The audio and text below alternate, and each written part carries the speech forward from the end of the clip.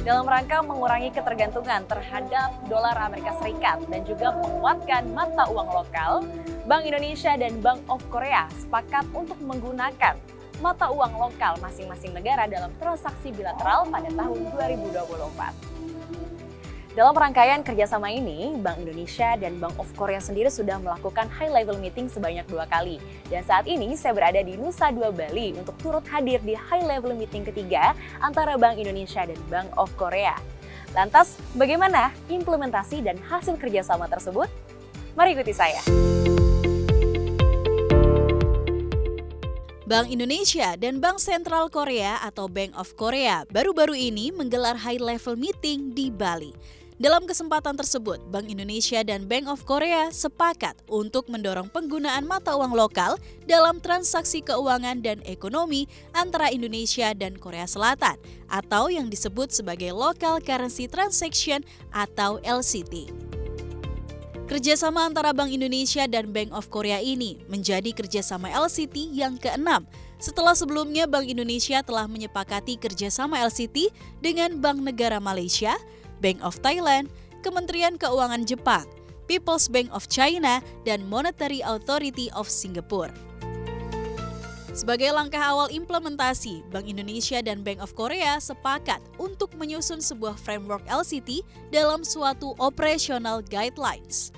Inisiatif ini merupakan tindak lanjut dari penandatanganan Nota Kesepahaman atau MOU kerjasama penggunaan mata uang lokal kedua bank sentral yang telah disepakati pada Mei 2023. Bank Indonesia and Bank of Korea convene the high-level meeting bilaterally in Tunis to discuss further the use of local currency transaction for increasing the ties of both countries' trade, investment, financial, as well as local currency in the payment. Bank Indonesia and Bank of Korea have agreed to establish important operational guidelines for local currency transaction. Following the memorandum of understanding on local currency transaction that we already signed back in May 2023. Local Currency Transaction atau LCT sebelumnya dikenal dengan istilah LCS atau Local Currency Settlement yang merupakan perjanjian bilateral antara dua negara agar transaksi ekonomi dan keuangan dilakukan dengan mata uang masing-masing negara. Apabila ada transaksi perdagangan di Indonesia antara Indonesia dan Korea Selatan, maka penyelesaiannya menggunakan mata uang rupiah. Dan sebaliknya, jika transaksi keuangan antara kedua negara yang bersepakat dilakukan di Korea Selatan, maka mata uang yang dipakai ialah won.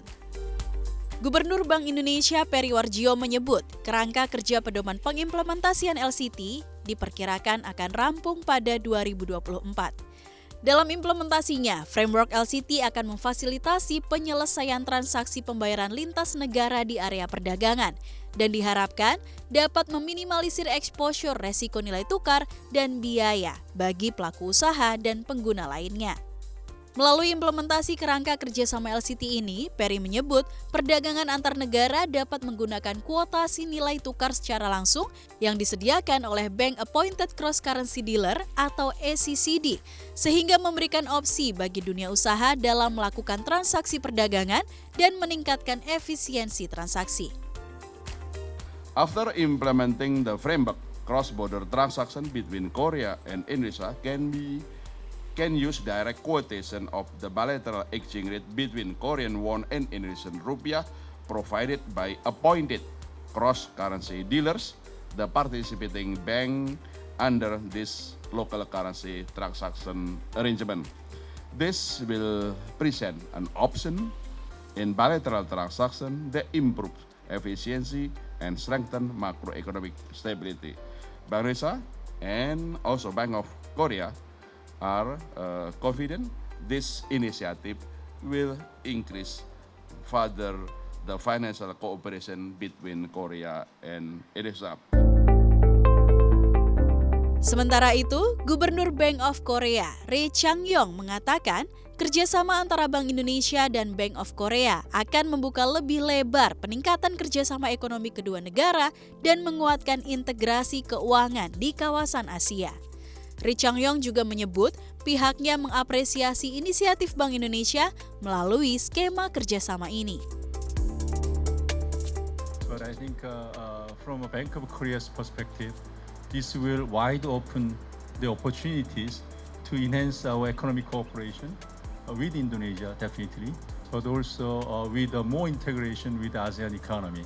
Especially Indonesia economy is really growing fast, and we have no doubt that Indonesia will be the center of the growth for the ASEAN and Asia and globally in the future, given your demography and given the record of high growth recently.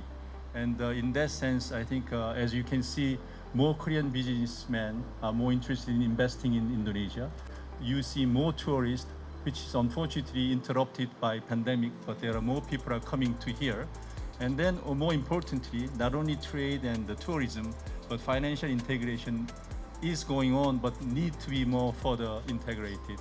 Given that in anticipation of the global digitalization, we have many things to do, and we have to catch up this financial industry to the global standard. Pemanfaatan mata uang lokal dalam transaksi keuangan dan ekonomi secara menyeluruh diharapkan memberikan kontribusi signifikan dalam mempertahankan kestabilan ekonomi makro di kedua negara, serta menguatkan kerjasama keuangan bilateral antara Indonesia dan Korea Selatan. Kesepakatan penggunaan mata uang lokal antara Indonesia dan Korea Selatan ini juga ditujukan untuk menanggulangi resiko fluktuasi nilai tukar mata uang yang mungkin terjadi akibat gejolak pada kondisi perekonomian dan geopolitik global, serta membuka gerbang masuknya investasi dan meningkatkan kunjungan wisatawan di Indonesia dan di Korea Selatan. Dari berbagai kerjasama tersebut diharapkan dapat semakin memperkuat mata uang lokal kita dan semakin memperkuat kontribusi Bank Indonesia terhadap perekonomian nasional. Dari Nusa Dua Bali, saya Seriana Salsabila bersama juru kamera Muhammad Iqbal, tim liputan CNBC Indonesia.